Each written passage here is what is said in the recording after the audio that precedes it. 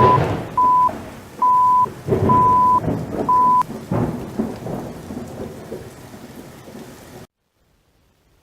everyone, Hydra Hut here. This is One Punch Man Volume 3. This is a Shonen Jump manga. It was based off... the story is by One, which was... he originally wrote it as a webcomic. The webcomic got turned into an anime, and the anime became a manga as well. The art for the manga is by Yusuke Murata. One, for the webcomic, did all of his own art and story. He's a fantastic writer. But he's an amateur artist, and it very much showed. Still, though, the comparison between the webcomic and the manga is very, very interesting. If you guys ever have some free time, I'd recommend taking the time to go onto Google and just looking for comparisons of One Punch Man manga versus webcomic. You can see that One's ideas were perfectly fine. He just didn't have the talent as an artist to really go to the depth that Yusuke Murata does, which is cool. Yusuke is freaking talented. He does great work. I'd like to see him on a lot more stuff, but I'm really glad he's working on One Punch Man because he does a fantastic job. Volumes 1 and 2 pretty much matched up with the anime 1-to-1 for the most part. They don't really add anything. At the ends of the stories, you get some additional character development, which you don't get from the anime, which is neat. This one in particular, you get like, I don't know, probably 10 pages of story that wasn't in the anime at all. And then you get some character development from a character that we've never met before, which in turn tells us more about Saitama, which is cool. And that extra little bit has a call out to another series, which I'm going to point out because I think that's neat. So where this one picks up, as far as if you've seen the anime, this is some of the type of just like random art you get in here, which is pretty neat. And look at the level that this is at. So number 3 starts off with them at the training facility. If you're not familiar with the anime, or even if you are, this is basically where Saitama and Genos go and sign up to be actual official heroes. The ironic part about this is the Hero Federation, I think it's called, maybe Hero Council, Hero Association. The whole reason they even exist is because back when Saitama was still a day-to-day business guy, some random giant lobster dude was passed out. This kid with ball-looking chin drew nipples on him. The lobster freaked out, wanted to kill this kid. Saitama was the reason why he wasn't able to.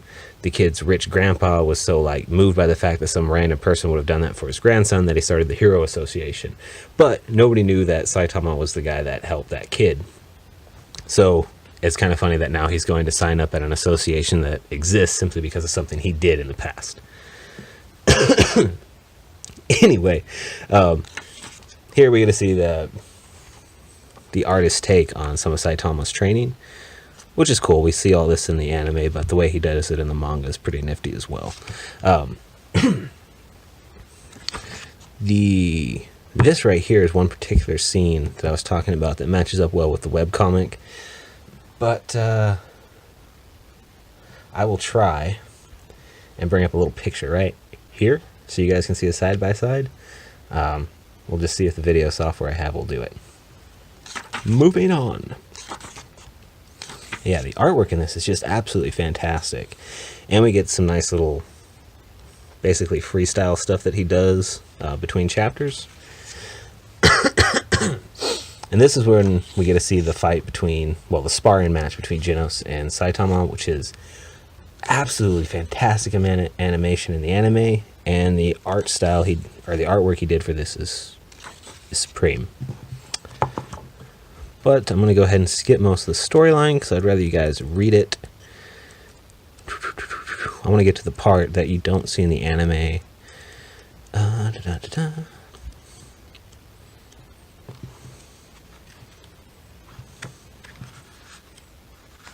Here we go.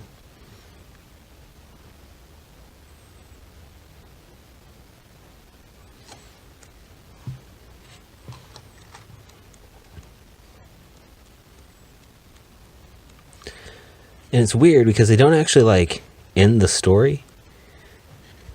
So like the actual real ending of the story is basically right here as far as the anime is concerned. But then we get the bonus manga Summer, where this giant like insect demon attacks, right? But this right here, look at this face. If you've read Berserk or familiar with Berserk, that style face on demons is super common and reoccurring in Berserk. So I really feel like that is a call out to Berserk, which I thought was pretty neat. Been seeing a lot of those in mangas lately. Also, that very much looks like the Berserker armor, but that guy's way too gay to be Guts. But these are also characters that we've never really met before. And it gives us more information about the Hero Association, its current structure, its power levels, and introduces us to characters we may or may not see later on. It also shows us, I thought this guy was just like a younger version of Saitama at first, but he's actually, oh no, wait, I'm sorry. And this part of the story, this is younger Saitama. It's after they fight the giant cicada. Then we get an extra backup story, which is featuring this guy, who is a B-class hero, who's part of like, he got out of business because he was tired of being bullied, so he got into hero stuff where he basically was getting bullied. And he comes to this realization that everybody's different in a bad way. Basically, he thinks that he's reached his limitations. There's absolutely nothing he can do to better himself. There's just people naturally stronger. There always will be, and he's out of his league in most situations.